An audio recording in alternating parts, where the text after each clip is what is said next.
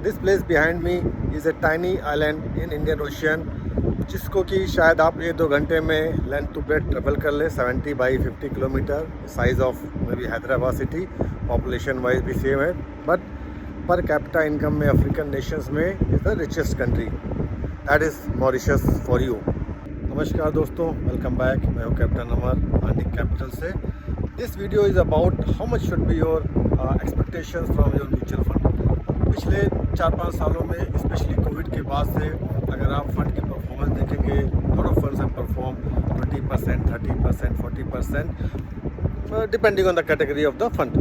But उन्हीं fund को अगर आप थोड़ा लंबे होराइजन पे जाएंगे, say about more than 5 years, 10 years में, आप देखोगे कि उनका performance has come down to maybe 15%, 17%, 18%, in the range of 15 to 20%. That should be your actual and realistic expectations from the equity mutual fund in long term, between 15 to 20%. Less than 15%, you can say you are a bit unlucky, but more than 20%, probably not possible in long term. This concept is very important to understand so that you have a very realistic expectations from the equity.